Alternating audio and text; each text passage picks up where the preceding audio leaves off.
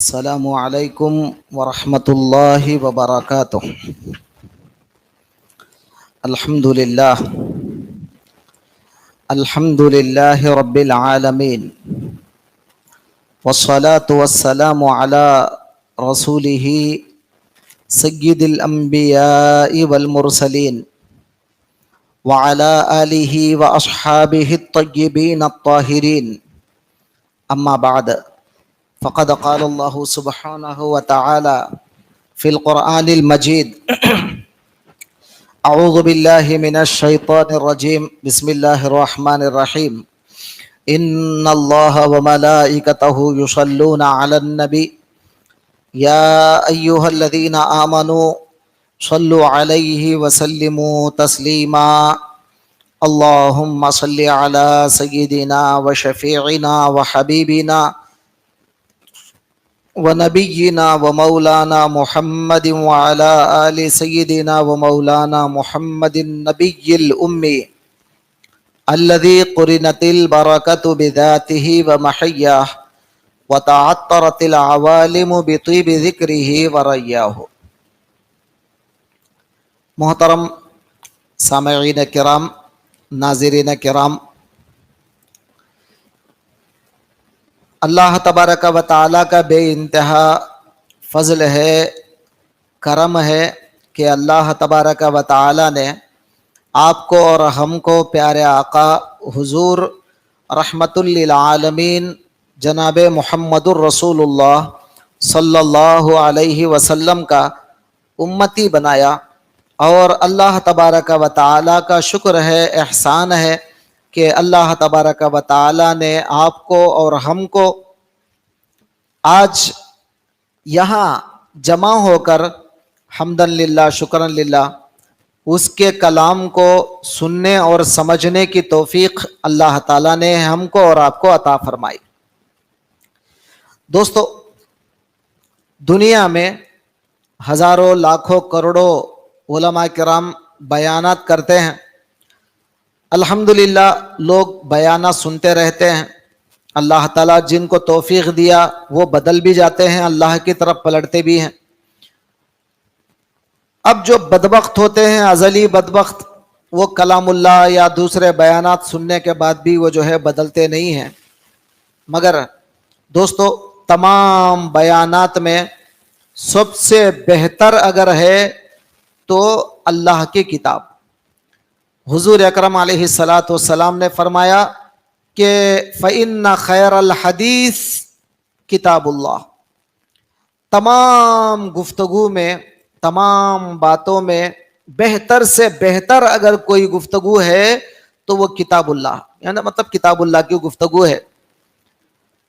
تو اب فَإِنَّ خَيْرَ الْحَدِيثِ کتاب اللہ، اب یہ حدیث گفتگو کو کہتے ہیں۔ تمام گفتگوؤں میں، تمام باتوں میں بہتر سے بہتر اگر کوئی ہے تو وہ کلام اللہ۔ تو الحمدللہ اللہ کا شکر ادا کریں کہ اللہ تبارک و تعالیٰ نے آپ کو اور ہم کو یہ کلام سننے کی توفیق دی، اور روزانہ 1 گھنٹہ کلام اللہ کے درس کے لیے یا اللہ کے کلام کو سمجھنے کے لیے اللہ تعالیٰ نے ہمیں روزانہ یہ جو وقت نکالا جا رہا ہے، اور جو لوگ وقت نکال کر سن رہے ہیں، دیکھ رہے ہیں، اللہ تعالیٰ ان سب کو جزائے خیر عطا فرمائے۔ دوست اور بزرگوں، کل میں نے آپ حضرات کے سامنے سورہ فاتحہ کے ناموں کے متعلق بتایا۔ سورہ فاتحہ کے تقریباً کئی نام آئے ہیں۔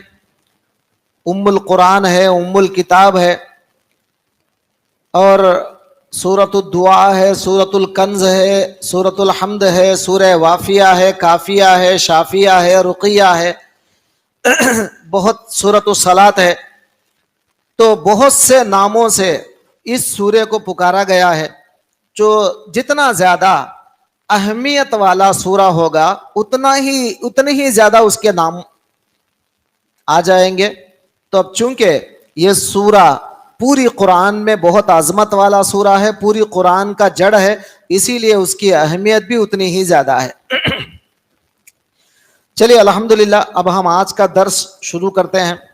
آج کا درس آپ کو بتانا یہ ہے کہ سب سے پہلے آپ کے سامنے سورہ فاتحہ کے نازل ہونے کے بارے میں ایک دو باتیں آپ کے سامنے رکھ کر اس کی فضیلتوں میں دو احادیث رکھ کر انشاءاللہ ہم سورہ فاتحہ کی تفسیر شروع کریں گے۔ کل تو میں نے آپ کو سورہ فاتحہ کے نام بتائے تھے، آج کی مجلس میں انشاءاللہ پہلے ہم سورہ فاتحہ کے نزول کے متعلق چند باتیں آپ کے سامنے رکھ کر انشاءاللہ فضیلت میں دو باتیں، دو احادیث انشاءاللہ آپ کے سامنے رکھے جائیں گے۔ اس کے بعد انشاءاللہ میں سورہ فاتحہ کی تفسیر شروع کروں گا۔ سب سے پہلی بات تو یہ ہے کہ یہ سورہ کہاں نازل ہوا؟ تو بعض صحابہ کرام کی روایتیں موجود ہیں، انہوں نے کہا کہ یہ سورہ مکی ہے، مکے میں نازل ہوا ہے، اور بعض صحابہ، اب میں نام نہیں لیتا کیونکہ بہت لمبا ہو جائے گا، اب کون کون صحابہ مکے میں نازل ہونے کی روایت کرے ہیں، کون کون صحابہ مدینے میں نازل ہونے کی روایت کرے ہیں، اگر وہ سب بیان کروں گا تو لمبا ہو جائے گا۔ میں مختصر انداز میں آپ کے سامنے یہی بتا رہا ہوں کہ بعض صحابہ نے یہ کہا کہ یہ سورہ مکی ہے، مکے میں نازل ہوا ہے، بعض صحابہ نے یہ کہا کہ یہ سورہ مدنی ہے، مدینے میں نازل ہوا ہے، اور بعض لوگوں نے یہ بھی کہا ہے کہ آدھا سورہ مکے میں نازل ہوا اور آدھا سورہ مدینے میں نازل ہوا۔ بہرحال لیکن یہ ہماری عقل میں آنے والی بات نہیں ہے، اگر آدھا سورہ مکے میں نازل ہوا آدھا سورہ مدینے میں نازل ہوا تو یہ شاید تھوڑا ٹھیک معلوم نہیں ہوتا، لیکن بعض لوگوں نے کہا کہ مکی ہے، بعض لوگوں نے کہا یہ مدنی ہے۔ اب بعض مفسرین نے اور بعض صحابہ نے یہ بھی کہا، بعض مفسرین نے بھی کہا ہے کہ یہ سورہ مکے میں بھی نازل ہوا، مدینے میں بھی نازل ہوا، مکی بھی ہے مدنی بھی ہے۔ وہ کیسے؟ تو یہ سورہ اللہ تعالیٰ نے دو بار نازل کیا، ایک بار جب سرکار دو عالم صلی اللہ علیہ وسلم کو حضرت جبرائیل علیہ السلام تشریف لا کر نماز کی تعلیم جب دے رہے تھے، نماز سکھا رہے تھے کہ نماز کس طرح پڑھنا چاہیے، تو اس وقت نماز میں یہ سورہ پڑھنے کے لیے حضرت جبرائیل علیہ السلام نے یہ سورہ کو حضور اکرم صلی اللہ علیہ وسلم کو سکھلایا، تعلیم دی اور یہ سورہ پڑھنے کا حکم دیا۔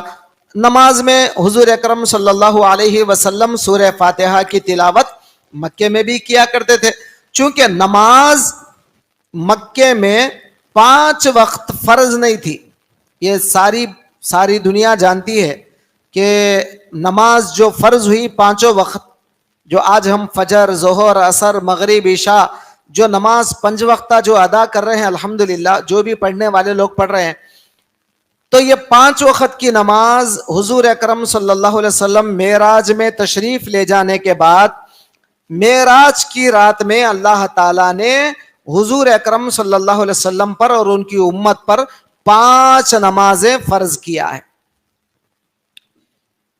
بعض روایتوں میں یہ بھی آتا ہے کہ پہلے سے نماز 2 رکعت تھی، بعض روایتوں میں یہ بھی آتا ہے کہ پہلے سے نماز 2 رکعت تھی، لیکن سرکار معراج میں جا کے آنے کے بعد بعض نمازیں بڑھا دی گئی اور 4 رکعت کر دی گئی، مغرب کی نماز 3 رکعت کر دی گئی، بہرطور یہ نمازیں تھوڑی سی بڑھا دی گئی، اور سفر میں اسی طرح 2 رکعت اسی طرح قائم رہ گئی، سفر میں 2 رکعت پہلے جیسا پڑھتے تھے اسی طرح رہ گئی، اور حضر میں اور 2 رکعت بڑھا دی گئی، یہ ایک روایت ہے۔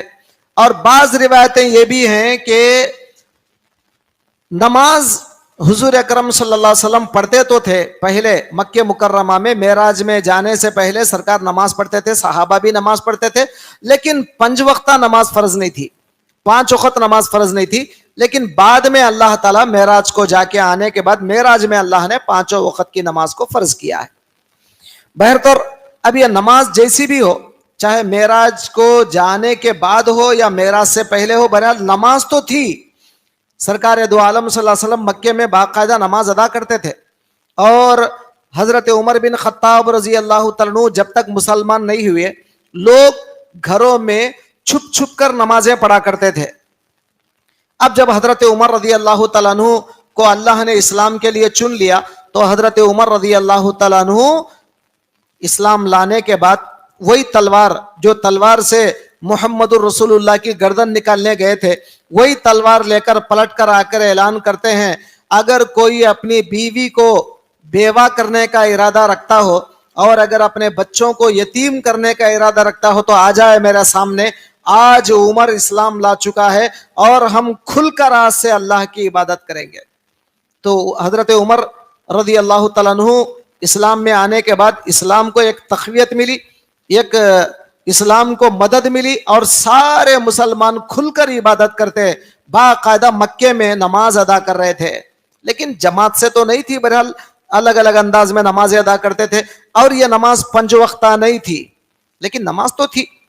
اب یہ تمام بحثوں کا خلاصہ یہ ہے کہ مکے میں بھی نماز پڑھ رہے تھے تو سورہ فاتحہ وہاں پر نماز میں ہو رہی تھی باقاعدہ.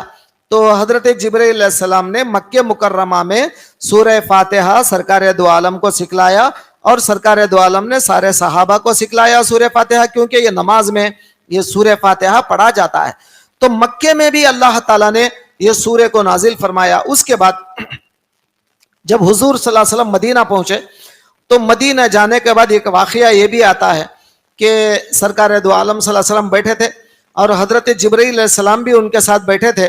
اچانک ایک آواز آتی ہے, صحابہ بھی اس آواز کو سنتے ہیں, صحابہ کرام بھی اس آواز کو سنتے ہیں. صحابہ سے حضور اکرم صلی اللہ علیہ وسلم نے پوچھا کیا تم نے وہ آواز سنا جو میں نے سنا؟ کہا کہ ہاں یا رسول اللہ ہم نے وہ آواز سنا. کہا ایک فرشتہ آسمان سے آ رہا ہے. ابھی وہ گفتگو چلی رہی تھی کہ وہ فرشتہ زمین پر آ گیا, سرکار کے پاس آ کر بیٹھ گیا اور سرکار دو عالم صلی اللہ علیہ وسلم کو سورہ فاتحہ نازل کر کے سرکار دو عالم صلی اللہ علیہ وسلم پر سرکار دو عالم صلی اللہ علیہ وسلم کو بتایا یا رسول اللہ صلی اللہ علیہ وسلم یہ سورہ کو اللہ نے خاص طور پر آپ کی امت کے لیے نازل کیا ہے. تو یہ سورہ بعض روایتوں کے مطابق 2 مرتبہ نازل ہوا, ایک بار مکے میں ایک بار مدینے میں. یہی روایت ہمیں تو صحیح معلوم ہوتی ہے اور بقیہ جو روایتیں ہیں اس کو ہم غلط تو کبھی نہیں بولیں گے, واللہ عالم, اللہ بہتر جانے, ہم کو اس کے بارے میں اللہ ہی بہتر جانے کہ کون سی روایت صحیح ہے. اب آگے ہم اس کی فضیلت بیان کرتے ہیں سورہ فاتحہ کی. اکثر روایتوں میں سورہ فاتحہ کی کیا کہتے ہیں فضیلت بیان ہوئی ہے. سرکار دو عالم صلی اللہ علیہ وسلم نے ارشاد فرمایا اگر کوئی آدمی ایک مرتبہ سورہ فاتحہ پڑھ لیتا ہے اللہ تبارک و تعالی اس کو مکمل قرآن پڑھنے کا ثواب عطا کرتا ہے. مکمل قرآن, کمپلیٹ قرآن, پورا مکمل کمپلیٹ قرآن پڑھنے کا ثواب اللہ تعالیٰ اس کو دے دیتا ہے اگر کوئی آدمی ایک بار سورہ فاتحہ پڑھتا ہے. تو الحمدللہ کتنے خوش نصیب ہوں گے وہ لوگ جو سورہ فاتحہ بار بار پڑھتے بھی ہیں, نماز میں بھی پڑھتے ہیں, غیر نماز میں بھی پڑھتے ہیں اور محبت کرتے ہیں سورہ فاتحہ سے. تو وہ کتنے خوش نصیب لوگ ہوں گے جو سورہ فاتحہ کو چاہتے ہیں. بہرطور دوستو ایک روایت آپ کے سامنے بیان کرنا یہ ہے, اکثر مفسروں نے خاص کر کے تفسیر قرطبی میں بھی لکھا ہے اور دوسرے تفاسیر میں بھی لکھا ہے, سیرت کی کتابوں میں بھی یہ واقعہ لکھا ہے. اکثر کتب احادیث میں اور تفاسیر میں اور سیرت کی کتابوں میں, خاص کر کے سیرت کی کتاب سبل الہدی والرشاد بہت بڑی کتاب ہے یہ. اس کتاب کے اندر بھی پہلی جلد میں سرکار دو عالم کی سیرت کے ایک باب میں انہوں نے بیان فرمایا کہ یہ اس حدیث کو جو اب میں بیان کرنے جا رہا ہوں وہ حدیث وہاں پر بھی بیان ہوئی ہے اور تفسیر کی کتابوں میں بیان ہوئی ہے. وہ حدیث کیا ہے؟ ان الشیطان رن 4 رنات, کہتے ہیں کہ شیطان 4 مرتبہ رویا. مطلب رونا مطلب خالی رونا نہیں, دھاڑے مار مار کر بے انتہا شدید انداز میں رونا شروع کر دیا. اتنا غم کے انداز میں رویا کہ شاید اتنا رونا کبھی بھی نہیں رویا. تو شیطان ان شیطان رننا اربع رنات, شیطان جو ہے 4 مرتبہ بہت زیادہ رویا ہے. 4 مرتبہ فرماتے ہیں. وہ 4 مرتبہ کیا ہے؟ تفسیروں میں تمام کتابوں میں لکھتے ہیں حین لعنا, جب اللہ تعالیٰ نے اس پر لعنت کر دیا, اس کو ملعون بنا دیا اور کہا کہ تو نکل یہاں سے, تو ملعون ہے. جب اللہ نے اسے ملعون بنا دیا, ان علیک لعنتی الی یوم الدین, جب اللہ نے کہا تو اس وقت شیطان بہت رویا, کیونکہ اس کی عبادتیں سب غارت کر دی گئی اور جتنے بھی اس کے وہ سمجھتا تھا کہ میں نیکیاں کر رہا ہوں وہ سب برباد کر دیے گئے. اب آخر کار اس کو ملعون بنا دیا گیا, تو اب وہ بہت رویا اس وقت. اب دوسری مرتبہ شیطان جو رویا تو روایتوں میں آتا ہے حین اہبطا, جب اللہ تعالیٰ نے اس کو مردود بنا کر زمین پر پھینک دیا, اٹھا کر کہا کہ ملعون تجھے یہاں رہنے کا تجھے کوئی جواز نہیں ہے, نکل یہاں سے, نکل جا, میری زمین, میرے آسمان, میرا مطلب میرے جنت میں سے نکل جا, نکل زمین کے نیچے, زمین پہ چلا جا. تو جیسے ہی وہ ملعون جو ہے زمین پر اس کو بھیج دیا گیا, اس ملعون کو, تو بہت رویا, بہت رویا. دوسری مرتبہ. اب تیسری مرتبہ فرماتے ہیں کہ حین ولد رسول اللہ صلی اللہ علیہ وسلم, تیسری مرتبہ جب محمد عربی صلی اللہ علیہ وسلم جب تولد ہوئے, حضرت آمینہ کے گھر تشریف لائے, تو اس وقت وہ مردود بہت رویا, بہت رویا. کیوں؟ اس کی ساری محنتوں کو برباد کرنے والے نبی آ چکے ہیں. اور آج الحمدللہ حضرت آدم سے لے کر حضرت عیسیٰ تک جتنے پیغمبر آئے, ان تمام پیغمبروں کی پیدائش پر شیطان نہیں رویا, کیونکہ ان کی محنت کوئی محنت نہیں ہے. لیکن ہمارے آقا نامدار محمد عربی صلی اللہ علیہ وسلم کی جو محنت ہے, وہ محنت اللہ تعالیٰ کو پسند ہے, اور سرکار کے صدقے میں امت محمدیہ عمل اگر کم بھی کرتی ہے تو اللہ اجر زیادہ دیتا ہے. اب شیطان کو جلن ہو جاتی ہے کہ ایک ایسے پیغمبر پیدا ہو رہے ہیں کہ ان کی امت ان کی وجہ سے عمل کم کرتی ہے, اجر زیادہ لے لیتی ہے, تو میرا سارا پلان بیکار ہو جاتا ہے اور میری ساری محنت برباد کر دینے والے ایک پیغمبر آ گئے ہیں. اس لیے حضور اکرم صلی اللہ علیہ وسلم کی پیدائش پر شیطان بہت رویا. پیدائش کا معنی ولادت, جب سرکار حضرت آمینہ کے گھر تشریف لائے. اب اس کے بعد چوتھی مرتبہ روایتوں میں آتا ہے کہ چوتھی مرتبہ جو رویا حین انزلت فاتحۃ الکتاب, جس وقت سورہ فاتحہ نازل ہوا, شیطان بہت رویا, بہت رویا. کیوں؟ یہ سورہ جو بھی پڑھے گا وہ بخشا جائے گا, اور وہ نہیں چاہتا تھا کہ امت محمد بخشی جائے, کیونکہ یہ سورہ نہ تورات میں ہے, نہ انجیل میں ہے, نہ بائبل میں ہے, نہ کسی موسیٰ پر, نہ کسی عیسیٰ پر, نہ کسی پیغمبر پر نازل کیا گیا. خاص کر کے محمد عربی صلی اللہ علیہ وسلم پر یہ سورہ نازل ہوا, اور ان کے صدقے میں جو کوئی امت محمد اس سورے کو پڑھے گی وہ بخشی جائے گی. تو شیطان دھاڑے مار مار کر رونے لگا حضرت سرکار دو عالم کی ولادت پر اور سورہ فاتحہ پر. اب یہاں توجہ کرنے کی بات یہ ہے کہ 2 مرتبہ جو رویا وہ تو اپنے لیے رویا, خود کے لیے رویا, اور 2 مرتبہ جو رویا امت محمدیہ کے لیے رسول کی فضیلتوں کو دیکھ کر جل کر رویا. دوستو, آج ساری امت کے اندر آج شیطان کے جو چیلے ہوتے ہیں, شیطان کے جو شاگرد ہوتے ہیں, وہ آج بھی حضور کی ولادت پر روتے ہیں. سمجھتے ہیں کہ یہ دیکھو یہ ولادت کی تاریخ صحیح نہیں ہے, وہ جو ہے نا فلاں ہے, یہ فلاں ہے, یہ ولادت کی محفلیں نہیں بنانا چاہیے, ولادت نہیں کرنا چاہیے, فلاں نہیں کرنا چاہیے, یہ سورہ فاتحہ نماز کے علاوہ نہیں پڑھنا چاہیے. یہ کیا کیا مسائل لے کے بیٹھتے ہیں, اللہ ہی رحم کرے. مگر اتنا چڑ کیوں ہے سرکار دو عالم کی پیدائش پر، ولادت پر، اور سرکار دو عالم صلی اللہ علیہ وسلم کے اس سورے پر جو نون پر نازل ہوا ہے؟ پتا چلا یہ شیطان جتنا روتا ہے آج کل اس کے چیلے بھی قیامت تک روتے رہتے ہیں کہ یہ سورہ مت پڑھو، یہ سورہ مت پڑھو، یہ سورہ مت پڑھو۔ میرے بھائی اتنی چڑ کیوں ہے لوگوں کو اس سورے سے؟ ویسے تو ایمان والے کو محبت ہونی چاہیے، اس سورے کو زیادہ سے زیادہ پڑھنا چاہیے، اس کے بجائے چڑتے کیوں ہیں سمجھ میں نہیں آتا۔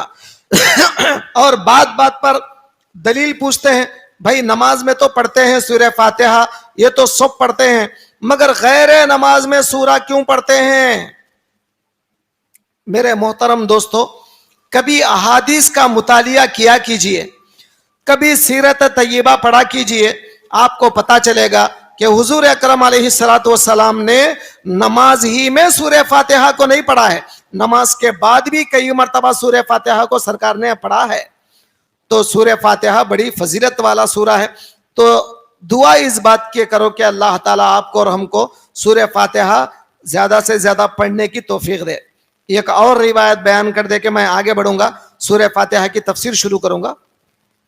آخری روایت یہ ہے، شب برات میں، یعنی شعبان کی جب 15ویں رات آئی، شب برات میں، اب اس حدیث کو جو میں بیان کرنے جا رہا ہوں، اس حدیث کے راوی ہیں حضرت سیدنا علی کرم اللہ وجہہ رضی اللہ تعالیٰ، حضرت سیدنا علی کرم اللہ وجہہ رضی اللہ تعالیٰ عنہ روایت کرتے ہیں اس حدیث کو کہ شعبان کی 15ویں رات سرکار دو عالم صلی اللہ علیہ وسلم نے، یعنی اللہ کے رسول صلی اللہ علیہ وسلم نے 14 رکعت نماز ادا کی۔ 14 رکعت نماز ہونے کے بعد 14 مرتبہ سورہ فاتحہ پڑھا۔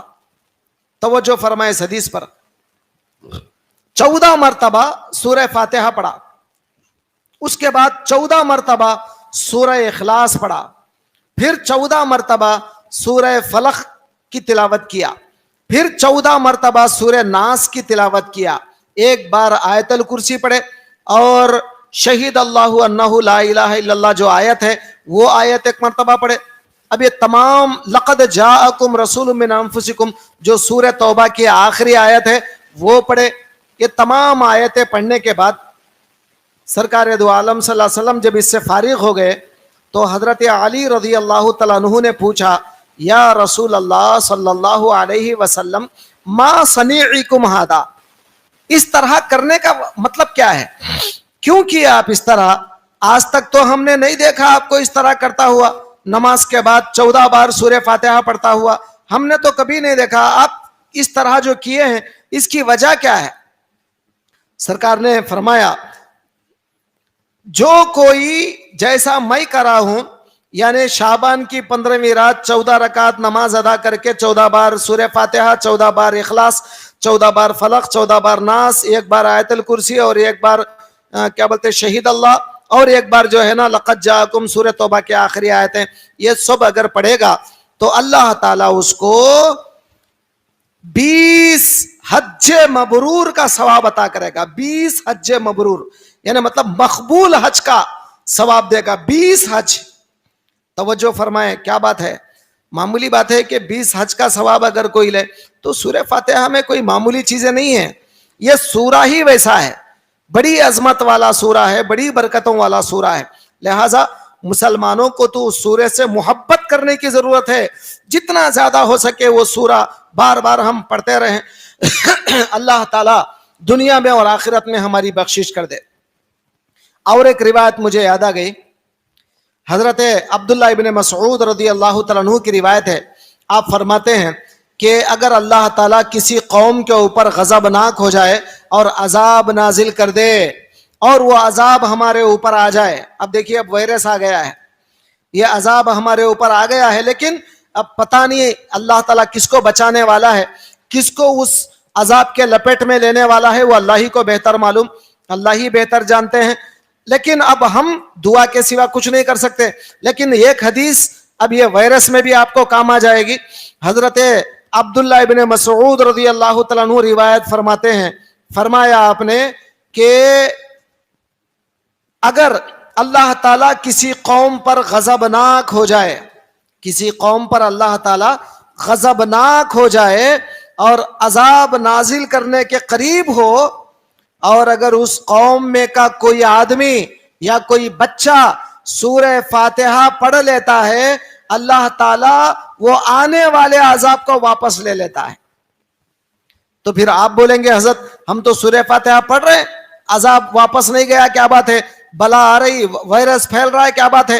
تو دوستو اسی لیے تو ہم لوگ جو سورہ فاتحہ ہم جو پڑھ رہے ہیں، ہم صرف زبانی برائے نام پڑھ رہے ہیں، ہم لوگ زبانی جمع خرچ ہے ہمارا، لیکن ہم لوگ اس سورے کو نہ سمجھتے ہیں، نہ اس کا ادراک ہمارے پاس ہے، نہ اس کا مفہوم ہمارے پاس ہے، نہ اس کا مصداق ہمارے پاس ہے، نہ اس کا مطلب ہمارے قلب میں ہے، کچھ نہیں۔ نماز میں بھی اگر پڑھتے ہیں الحمدللہ رب العالمین الرحمن الرحیم ہو گیا سورہ علم کا سورہ، ہم نے رکوع کر دیا، ہم نے سجدہ کر دیا، تو ہم سمجھتے ہیں کہ ہم نے نماز ادا کر دیا۔ میرے دوستو سورہ فاتحہ قلب سے ادراک کر کے اور سوچ سمجھ کر اس کے معنی، اس کا مطلب، اس کے مصداق کو اگر کوئی سوچ کر تھوڑا تھوڑا رک کر آرام سے اگر سورہ فاتحہ سمجھ کر اگر پڑھے گا تو یقیناً اللہ کو بڑا پسند آ جائے گا سورہ۔ اب چلیے اب میں تفسیر کی طرف چلتا ہوں۔ اسی سورے سے متعلق ایک روایت اور بچ گئی ہے تفسیر میں۔ جب بندہ یہ کہتا ہے، حضور صلی اللہ علیہ وسلم فرماتے ہیں، اس کی روایت حضرت ابو ہریرہ رضی اللہ عنہ اور ابو سعید خضری رضی اللہ عنہ، یہ دو صحابہ روایت فرماتے ہیں کہ سرکار دو عالم صلی اللہ علیہ وسلم سے، یعنی عن نبی صلی اللہ علیہ وسلم، نبی صلی اللہ علیہ وسلم سے روایت کرتے ہیں۔ کیا روایت کرتے ہیں؟ کہ اذا قال العبد الحمد للہ رب العالمین قال اللہ تعالی حمدنی عبدی، جب بندہ یہ کہتا ہے الحمد للہ رب العالمین، اس کے جواب میں اللہ یہ کہتا ہے کہ میرے بندے نے میری تعریف کیا ہے۔ توجہ کریں آپ، اللہ تبارک و تعالی کیا کہتا ہے جواب میں؟ اللہ تعالیٰ جواب دے رہا ہے۔ سورہ فاتحہ ہم خود نہیں پڑھ رہے ہیں بلکہ ہمارا جواب بھی اللہ دے رہا ہے۔ ہمارا اللہ سننے والا ہے۔ کہتا ہے ادعونی استجب لکم، تم مجھے پکارو میں تمہاری دعا قبول کروں گا۔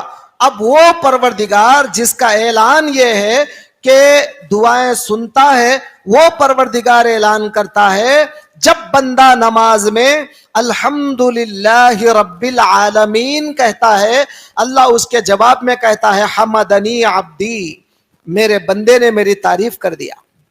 حمدنی عبدی، میرے بندے نے میری تعریف کر دیا ہے۔ جب بندہ کہتا ہے الرحمن الرحیم، اللہ جواب دیتا ہے اثنا علی عبدی، میرے بندے نے میری خوبی بیان کیا ہے۔ جب بندہ کہتا ہے مالک یوم الدین، اللہ جواب دیتا ہے مجدنی عبدی، میرے بندے نے میری بزرگی بیان کی ہے۔ جب بندہ کہتا ہے اہدنا الصراط ایاک نعبد و ایاک نستعین، اللہ اس کا جواب دیتا ہے ھذا بینی و بین عبدی، یہ میرے اور میرے بندے کے بیچ کا معاملہ ہے، یہ میرے بندے اور میرے بیچ کے معاملہ، یہ بیچ کا معاملہ ہے، یہ میرے اور میرے بندے کے بیچ میں ہے۔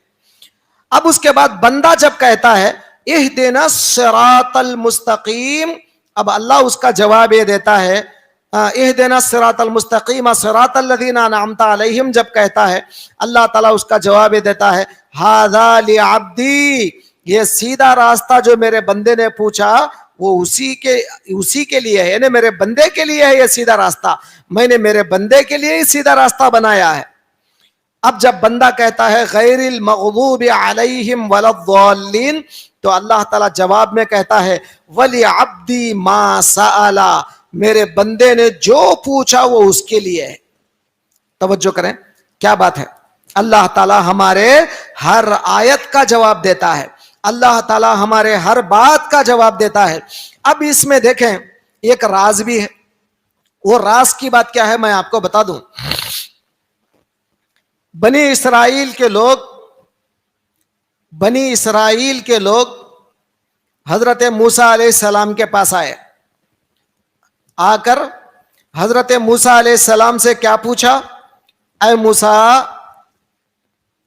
موسیٰ آپ لن نؤمن لکا، یا موسیٰ لن نؤمن لکا حتی نر اللہ جہرہ، اے موسیٰ ہم ہرگز آپ کے پروردگار پر ایمان نہیں لائیں گے جب تک کہ آپ کا جو پروردگار ہے اس کو ہم کھلم کھلا دیکھ نہیں لیتے، تب تک ایمان نہیں لائیں گے. ہم آپ کے رب کو دیکھیں گے تب آپ کے اوپر ایمان لائیں گے. تو حضرت موسیٰ علیہ السلام کی یہ قوم کی جو ضد تھی، اللہ کو دیکھنے کی جو تمنا تھی، اللہ کو دیکھنے کی جو ضد تھی، حضرت موسیٰ علیہ السلام نے اللہ سے دعا کیا، اے اللہ میری قوم تجھے دیکھنا چاہتی ہے اور یہ کہتی ہے کہ تیرے اوپر ایمان نہیں لائے گی جب تک کہ تجھے دیکھ نہیں لیتے، تجھے دیکھیں گے تو وہ ایمان لائیں گے. اللہ تعالیٰ نے کہا ٹھیک ہے اے موسیٰ، جو لوگ مجھے دیکھنا چاہتے ہیں ان سب کو ایک میدان میں جمع کرو. تو حضرت موسیٰ یہ سمجھے کہ شاید اللہ کا دیدار ہوگا، اللہ تعالیٰ دکھے گا، یہ سمجھ کر حضرت موسیٰ علیہ السلام نے تمام جتنے وہ دیدار کے مشتاق تھے وہ تمام لوگوں کو جو ہے ایک میدان میں جمع کر دیا. اب ہوا کیا؟ اللہ تعالیٰ دکھنا تو بہت دور کی بات ہے، اللہ نے آسمان سے ایک تجلی ڈالی اور ایک بجلی لا کر پورے جتنے لوگ اللہ کو دیکھنے کی تمنا کر رہے تھے وہ سارے لوگوں کو جلا کے راکھ کر دیا. اللہ اکبر. وہ سارے کے سارے لوگوں کو جلا دیا، مار دیا. اب حضرت موسیٰ علیہ السلام چونکہ بڑے لاڈیلے پیغمبر تھے اللہ تعالیٰ کے، بہت لاڈیلے پیغمبر تھے اللہ تعالیٰ کے، انہوں نے اللہ تعالیٰ سے کہا کہ مولا اگر تو اس طرح مار دیا تو پھر میں ہدایت کسے دوں گا، ذرا میری دعا یہ ہے کہ ان کو دوبارہ زندہ کر. تو اللہ تعالیٰ نے ان کو دوبارہ اٹھایا، دوبارہ ان کو زندگی دی، دوبارہ ان کو اٹھایا. اب یہ واقعہ میں آپ کے سامنے کیوں رکھا؟ حضرت موسیٰ کی امت نے اللہ کو دیکھنے کی تمنا کیا اور بالکل اسی طرح مکے کے کافر حضور کے پاس آئے. مکے کے کافر حضور کے پاس آئے، آنے کے بعد سرکار دو عالم صلی اللہ علیہ وسلم سے بھی وہی مطالبہ کیا. کیا مطالبہ کیا؟ کہ لولا یکلمنا اللہ او تأتینا آیہ، اے پیغمبر، اے محمد صلی اللہ علیہ وسلم، آپ کا رب مطلب اللہ، لولا یکلمنا اللہ، اللہ ہمارے سے بات کیوں نہیں کرتا، او تأتینا آیہ، یا ہمارے پاس کوئی نشانی کیوں نہیں لاتا. دیکھ رہے ہیں آپ، پہلے والے بنی اسرائیل والوں کا سوال یہ تھا کہ اللہ کیوں نہیں دکھتا، اللہ کو ہم دیکھنا چاہتے ہیں. اب ان کا سوال کیا ہے؟ اللہ تعالیٰ ہمارے سے بات کیوں نہیں کرتا. دیکھ رہے ہیں سوال دونوں کا الگ الگ ہے، لفظ دونوں کے الگ الگ ہیں، مگر دونوں کی تمنا ایک ہی ہے، دونوں کے دل ایک ہیں. اللہ تعالیٰ قرآن میں سورہ بقر میں آگے فرمایا کہ تشابہت قلوبہم، ان لوگوں کے دونوں کے دل ایک ہو گئے، ایک ہیں، مشابہ ہیں، ایک جیسے ہیں دونوں کے دل. بنی اسرائیل والوں کے دل بھی اور یہ مکے کے کافروں کے دل بھی، دونوں کے دل یکساں ہیں. وہ لوگ دیکھنے کی تمنا کرے اور یہ لوگ اللہ سے بات کرنے کی تمنا کر رہے ہیں. توجہ فرمائیں، ابھی جو حدیث میں نے آپ کے سامنے رکھا تھوڑی دیر پہلے کہ جب بندہ کہتا ہے الحمدللہ رب العالمین، اللہ اس کے جواب میں کہتا ہے حمدنی عبدی. اب اس حدیث کو آپ تھوڑا سا روشنی ڈالیں گے ان آیتوں کے روشنی میں. کون سی آیتوں کے؟ یہ قوم نے تو، موسیٰ کی قوم نے اللہ کو دیکھنے کی تمنا کیا اور مکے کے کافروں نے اللہ سے بات کرنے کی تمنا کیا، مگر اللہ تعالی نہ ان کو دکھایا اپنا جلوہ، نہ ان سے اللہ نے بات کیا کافروں سے. مگر قربان جائے وہی کفار مکہ جب مسلمان ہوئے، ایمان لائے، صحابی بن گئے، مقام صحابیت جب انہیں مل گیا، اسلام کی دولت ایمان کی دولت سے اللہ نے انہیں سرشار کر دیا. اب اللہ تبارک و تعالی کیا تحفہ دے رہے ہیں. ارے یہ میرے وہی بندے ہیں ایک زمانے میں انہوں نے میرے سے بات کرنے کی تمنا کیا تھا, آج میں ان کی خواہش پورا کروں گا. تب وہ لوگ میرے اوپر ایمان نہیں رکھتے تھے, اس لیے میں نے ان کی خواہش پوری نہیں کیا. مگر آج جب کہ وہ لوگ میرے اوپر ایمان لا چکے ہیں اور صحابی بن چکے ہیں, مقام صحابیت میرے نبی کے صدقے میں ان کو ایک تحفہ دے دوں گا. وہ تحفہ یہ ہے کہ جب میرا بندہ نماز میں کھڑے ہو کر ان صحابہ کو ہی نہیں بلکہ ان لوگوں کے صدقے میں قیامت تک آنے والا مسلمان نماز میں کھڑے ہو کر میرے دربار میں جب بھی میرے سے کلام کرے گا, الحمدللہ کہہ کر اللہ تعالیٰ سے مخاطب کرے گا, میں اس کا جواب دوں گا حمدنی عبدی. اور جب بندہ الرحمن الرحیم کہے گا تو اللہ کہے گا اسنا علی عبدی. جب بندہ کہے گا مالک یوم الدین, اللہ کہے گا مجدنی عبدی. جب بندہ کہے گا ایاک نعبد و ایاک نستعین تو اللہ کہے گا ھذا بینی و بین عبدی.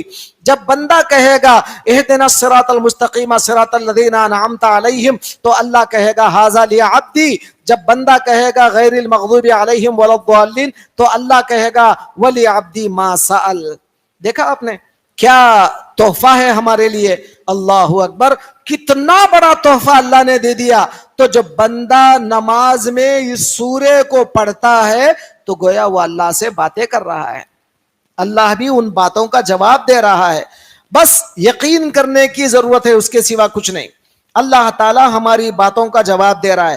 ہم کچھ بولتے ہیں اللہ اس کا جواب دے رہا ہے, ہم کچھ بول رہے ہیں اللہ اس کا جواب دے رہا ہے. تو نماز کیا ہے؟ اللہ سے باتیں کرنے کا نام نماز ہے. نماز ہم کیا سمجھتے ہیں دو سجدے مار لینے کا نام نماز ہے؟ نہیں, نماز دراصل اللہ تعالیٰ سے باتیں کرنے کا نام نماز ہے, اللہ سے ہم کلامی کرنے کا نام نماز ہے.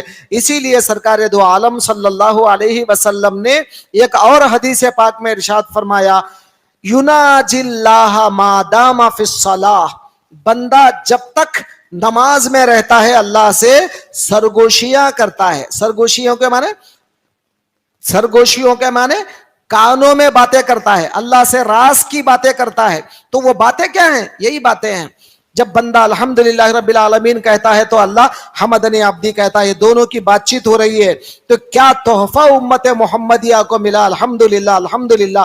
قیامت تک بھی اگر ہم اس کا شکریہ ادا کریں تو کم ہے, کیونکہ وہ دو بڑی بڑی قومیں, جب اسرائیلی قوم اللہ کو دیکھنا چاہیے تو اللہ نے ان کی خواہش پوری نہیں کی. مکے والوں نے اللہ سے بات کرنا چاہا, ان کی خواہش پوری نہیں ہوئی. مگر جب مسلمان بن گئے, نبی کے غلام بن گئے, نبی کی صحبت میں آ گئے, اللہ تعالیٰ نبی کے قدموں کی برکت سے, نبی کی غلامی کی برکت سے اللہ تعالیٰ نے سارے امت محمدیہ کو تحفہ عطا کر دیا. امت محمدیہ کو سورہ فاتحہ. الحمدللہ الحمدللہ. ہم اللہ کا کتنا بھی اس پر شکر ادا کرے کم ہے.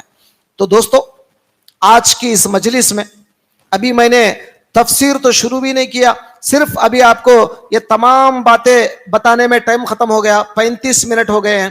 تو میں انشاءاللہ پھر کل والی مجلس میں اب سورہ فاتحہ الحمدللہ رب العالمین اس کا ترجمہ کیا ہے, اس کا معنی کیا ہے, اس کا مطلب کیا ہے, اب ایک ایک کر کے ایک آیت آپ کے سامنے آئے گی انشاءاللہ تعالی.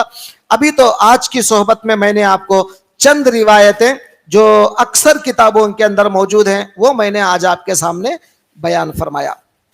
دعا کریں اللہ تعالیٰ سے کہ اللہ تبارک و تعالیٰ آپ کو اور ہم کو کہنے اور سننے سے بھی زیادہ عمل کرنے کی توفیق عطا فرما دے. اے پروردگار, قرآن اور احادیث کو سمجھنے اور اس پر عمل کرنے کی توفیق عطا فرما. اے پروردگار, ہمارے کہنے میں بولنے میں کچھ غلطیاں ہوں تو عفو درگزر فرما, اور اے اللہ اگر یہ صحیح ہے تو اس پر عمل کرنے کی توفیق عطا فرما, یقین کامل کرنے کی توفیق عطا فرما.